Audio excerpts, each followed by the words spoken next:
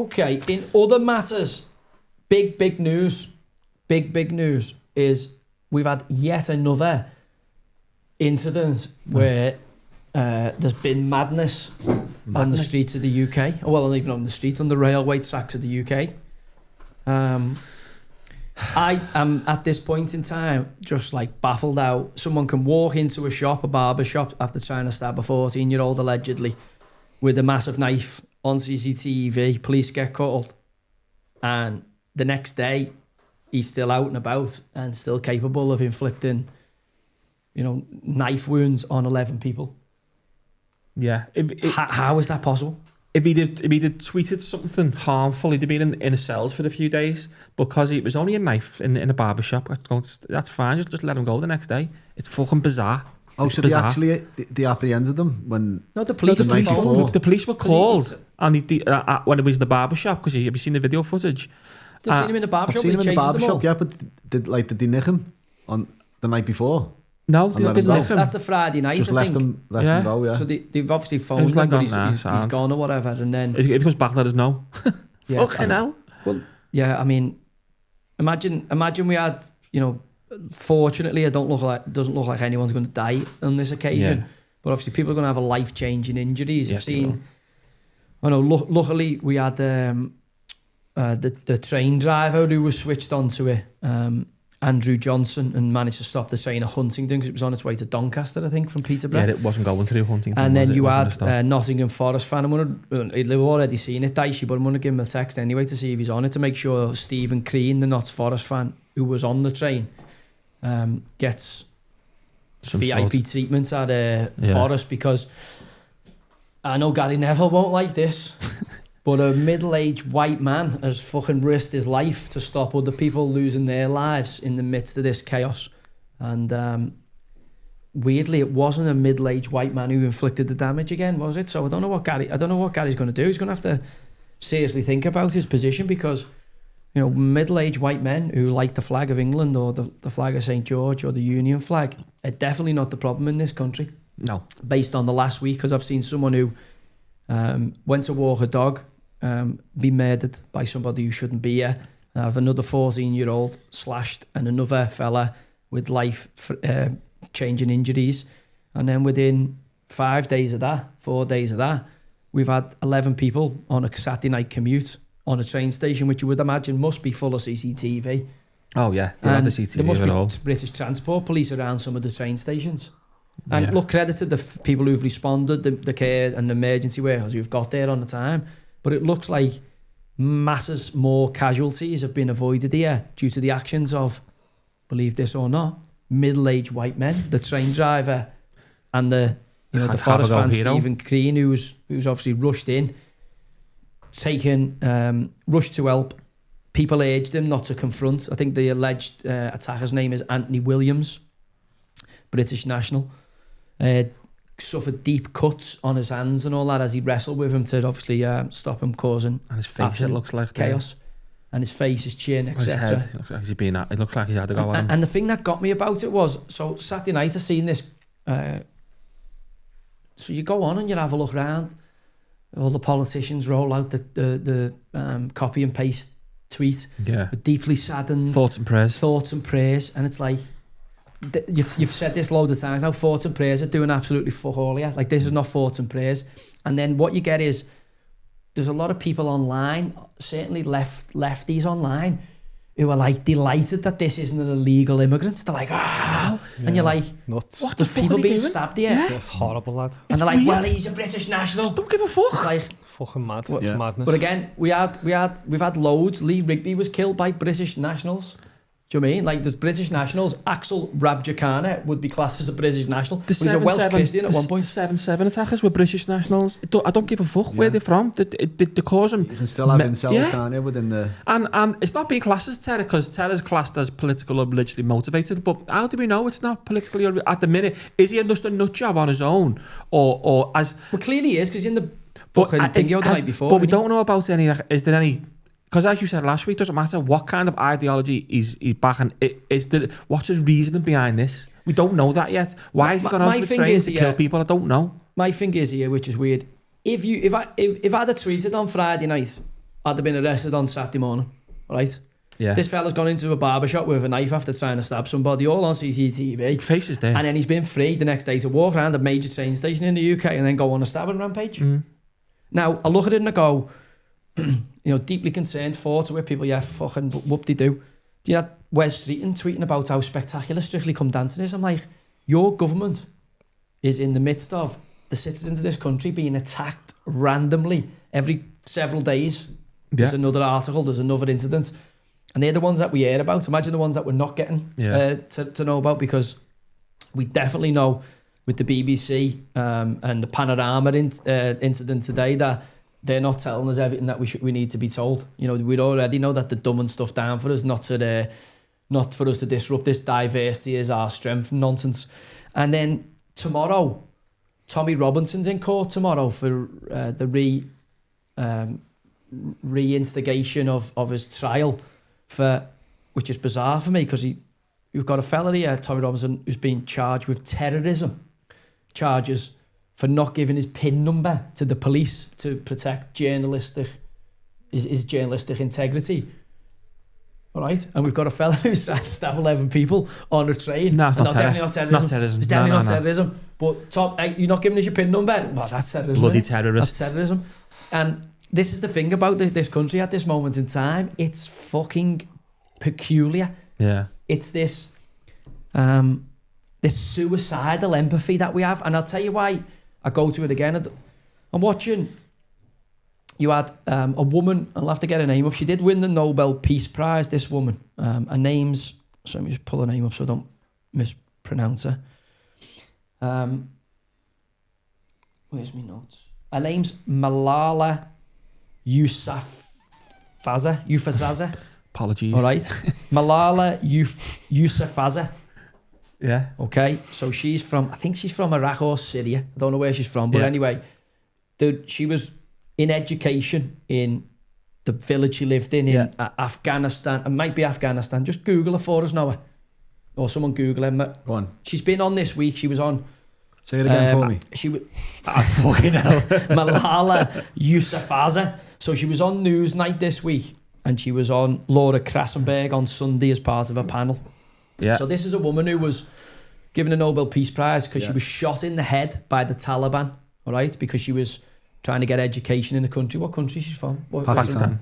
Pakistan? Yeah. Okay, so the Taliban took her and shot her in the head.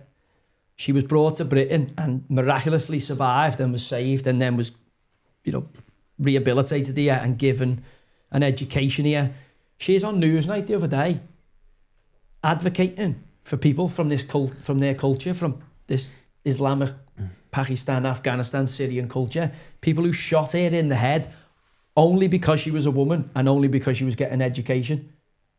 She's advocating for those cultures to come here. So I'm like, how much more can you suffer from suicidal empathy? Yeah. These people have rounded you up in your homeland for their religious beliefs, shot you in the head, left you for dead, right? You've been miraculously saved by the doctors and surgeons in this country after being air flown back here, all right? And now you're saying, tell you what, bring them fellas who shot me in the head back, because it's, I'll have to get the word she said, because it actually shocked me when she said it. It'll boil down to She said because Britain isn't tolerant and wants, Britain isn't tolerant anymore. No, Britain isn't tolerant anymore of people coming in from places of asylum. And it's like, well, they're the people that wants to shoot you in the head. Like, why would you want them in the country? They've tried to kill you for the sole reason of you're a female and you wanted to go to school. Like, how in the world would you want that brought here? Surely you would go get that mindset as far away from me as possible. They've tried to kill you at 17. It'll boil back down to that, the fictional book and Magic Man in the Sky again. That's what it'll boil down to. But I just don't get. I don't get how people can, how they can have this level of suicidal empathy. Because the Magic Man in the Sky tells them about the left buddying up with radical Islam, and then as I said to you, Wes, you best start your flying lessons now. You best fucking start strengthening your wings now. Grow them wings especially you in the LGBT community, because you're going to be in a flight or fight situation, and if they get the numbers, you're going to be seeing whether you can fly. And the reason I say that is, if you look around and you see, Christmas markets are going to start shortly. I was walking around the River of Light thing the other day, and I'm like, I didn't want to take the kids, and the reason being, I'm like, there's a big crowd there of people. Who knows what the temptation is for these people? Like, we've had, and that was on Sunday. Obviously, Saturday we'd had the train thing. During the week we'd had the Hillingdon incident where, not Hillingdon, Uxbridge incident where the fella was walking his dog. And when you look at it, right, Christmas markets, we've got the old peace barriers outside, the old peace bollards. Peace bollards. The churches, peace bollards outside. Anywhere where people congregate from our culture, we have to have the peace bollards outside. Doesn't synagogues, peace bollards, security fences outside? No. Not outside mosques. No. So that tells you everything you need to know. This is coming in one direction. They get given millions in funding, and we don't know where that's siphoned through. So you know that 1 in 8 people in prison now in the UK is a foreign national? 1 in 8? 1 in 8. I've seen in London, some of the prisons in London now, they're like 49%. Oh, I'm going to hit you with some even... So 1 in 8 foreign nationals are in prison here, right? Dead easy. Get rid of them. Like, that's a lot of people we can get rid of. A lot of money. The criminals, they're in prison. Gone. See you later. We're having to pay for them now. Gone. Is it 50 grand a year? Told you, loads of islands, launch them into that. St. Then Kilda's. I found out that There you go. a quarter of people who are in jail for sex offences, all right? A quarter of foreign people, a quarter, so that's over 25%. 25% or over of foreign people are in jail for sex offences, all right? And they come from 5 countries. There's 5 countries where a quarter of all foreign sex offenders come from. Afghan? No. It's got to be Afghanistan. Bangladesh, Kenya, Sudan, Ethiopia, and Eritrea. Sure, not Afghan, no. No. That's in pro rata. They're right up there in the pro rata one. I'm talking about a quarter of the sex offenders that are foreign. I'm not talking about all the sex offenders that are foreign are from 5 countries. Over 25% of them. So it's that easy. You just go, stop that sorry country. lads, sorry lads, listen, we can't take any more males in from that country for asylum claims because we've already got 25% of our sex offender population in foreign sex offender population is from that country. Like, foreign nationals, we've got enough with the people who are from here committing the problems. Yeah. They're hard enough to deal with. And people go, well, white people do that and Scottish people, you go... We don't, but we don't need the other ones here. They shouldn't be here. I tried to explain it. The way I try to explain it is, okay, we've got a boat and there's loads of holes in the boat and it's sinking. And this is all our own problems. And we're trying to fix these holes. And then the government's making holes behind us, bigger holes. What's sinking the boat again? So we've got to fix them as well as them. Well, it's the strain on the country is massive. It's not that. If people are coming in and being vetted correctly, but we've got people coming in from war zones where we've caused or been part of the coalition that have caused the wars.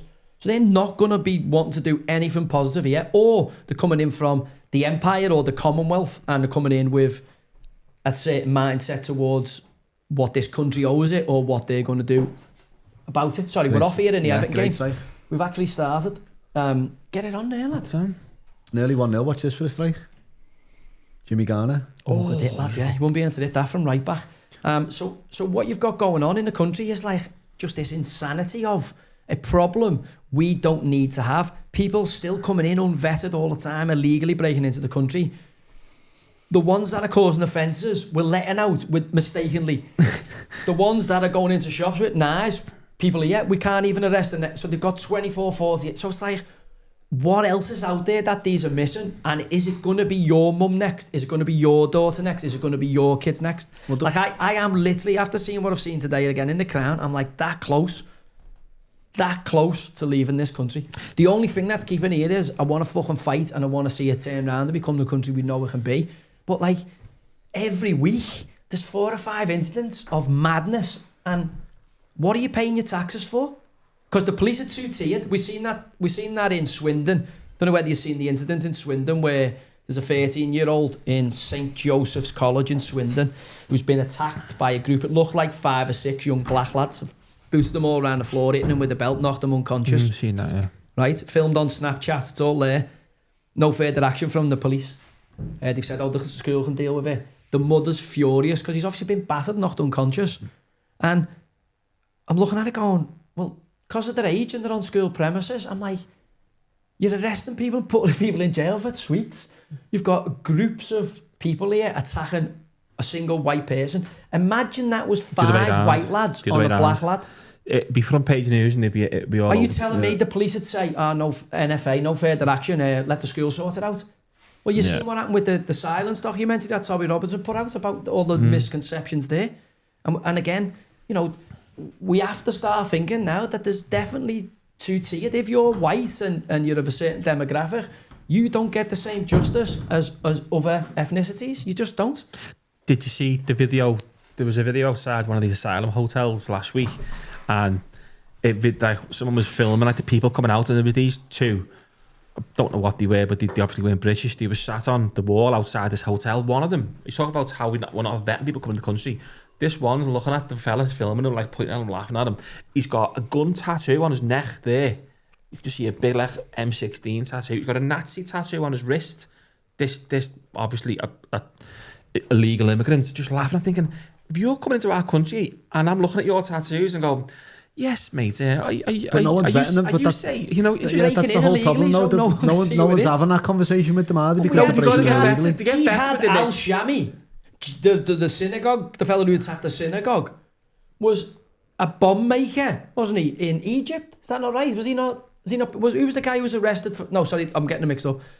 There was a guy who got arrested for being part of the Muslim Brotherhood, which is feared by the Qataris and all that because it's seen as up there with the Iranian Revolutionary Guard, who'd got into the country, but he'd been convicted of making bombs for an Islamic extremist, the Muslim Brotherhood that's in the Middle East. And I'm like... The vetting process is nuts. Yeah, imagine how many more are here. This is what I'm saying to you. Imagine how many more are here. And think about forget about...